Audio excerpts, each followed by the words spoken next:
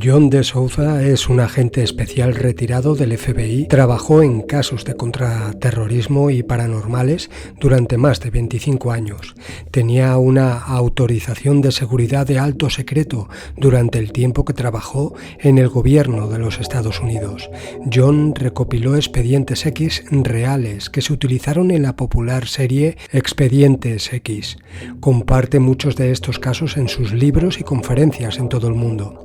Este exagente del FBI tiene mucha información que ha ido filtrando desde que se retiró del FBI, de cuando trabajaba para el gobierno. Entre las informaciones más impactantes está la de que los altos cargos de la élite de poder saben muy bien que los alienígenas en su mayoría son entidades hiperdimensionales, que habitan en dimensiones paralelas a esta y que desde ahí nos controlan. Además, también ha dicho que las élites colaboran con estas entidades y que los adoran como si fueran dioses. También dijo en una entrevista con Michael Sala que el proyecto Blue Beam es real, que una de las agendas de la élite es la de presentar a estos alienígenas en un futuro muy cercano para ejercer más control sobre la humanidad. Y dijo lo siguiente: lo que vamos a ver es que estos tic-tacs, también llamados UAP, enfrentándose contra aviones, barcos civiles y buques en una hostil forma agresiva. Es posible que aún no estén acabando con personas, pero harán cosas para inhabilitar barcos, inhabilitar embarcaciones y aviones. En realidad tendrán una confrontación física real, porque en este punto necesitan aumentar el miedo más de lo que han hecho. No puede ser solamente vistos y grabados, tendrán que subir el nivel.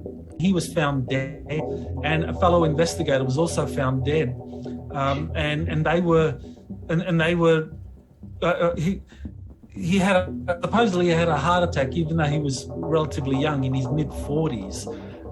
But it was very mysterious, and we know the church committee talked about the CIA having these kind of heart attack-inducing technologies.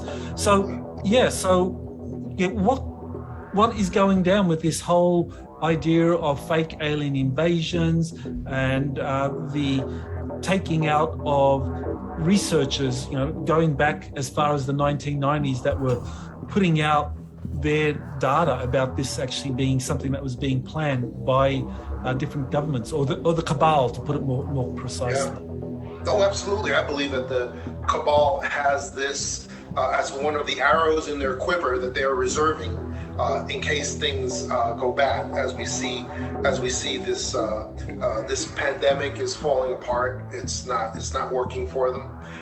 All over the world, people are rejecting what's going on with the restriction of our freedoms, and that's been falling apart for them. They're going to have to change tactics. They're going to have to do something different if they hope to escape prosecution for their many crimes against humanity. They're going to have to do something else. And I think fake alien invasion is one of the main things they have ready.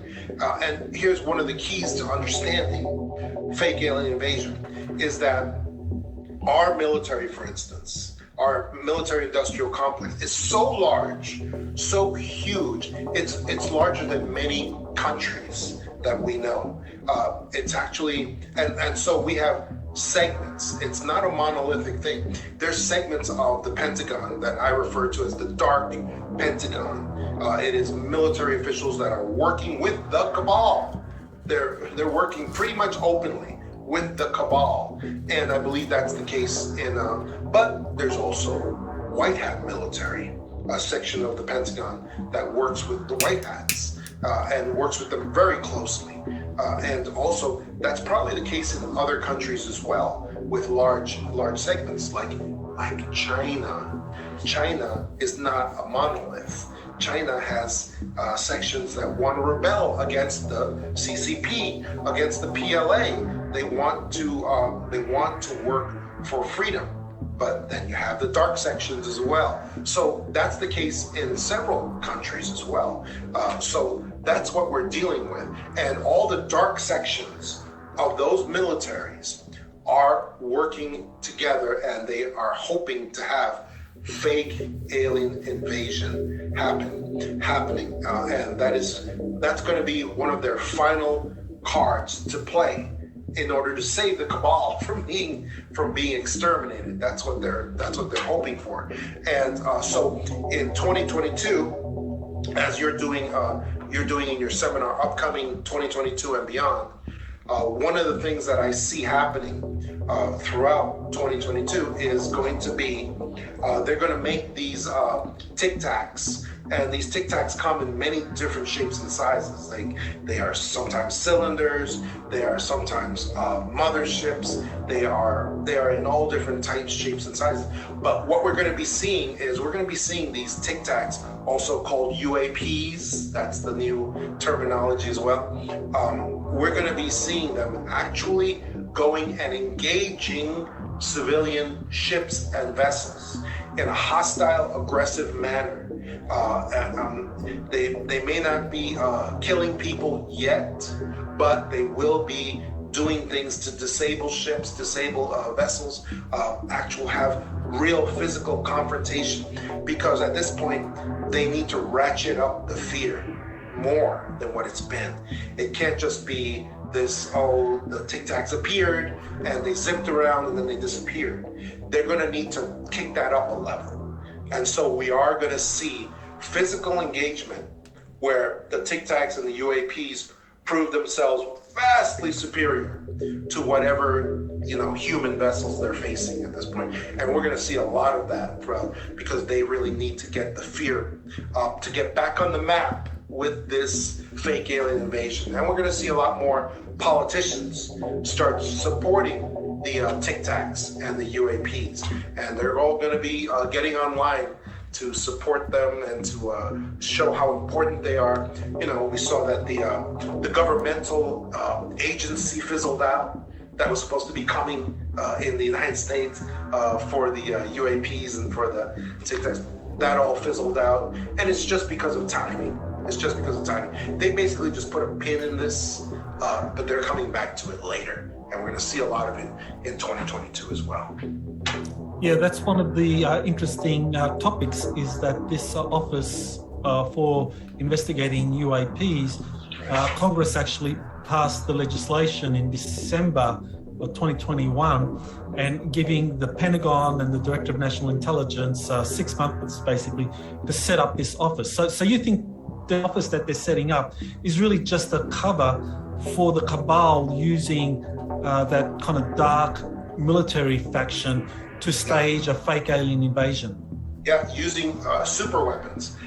That's why when the to the Stars Academy and their fakers, when all those fakers came together and started saying about how this agency existed under what's-his-face, Elizondo, and all this stuff, none of that was true. It was revealed afterwards that nobody could find anything about this agency that supposedly this Elizondo character was active with and in charge of. It didn't exist. It wasn't real. But they're not going to stop trying, though. They're going to come back with more, and they're going to show evidence. Oh yeah, this agency exists, and here's the information about the agency. They're actually doing this and doing that, and they're going to show material, but it's going to be all cabal generated. It's all because they're generating this whole thing, and they're trying to make it so that they can capture the imagination of the American people, to make them very interested, fascinated, and scared. Make them very, very scared. That's the primary thing they're looking for as we move forward, and they may possibly have to use fake alien invasion. That's what we're looking at.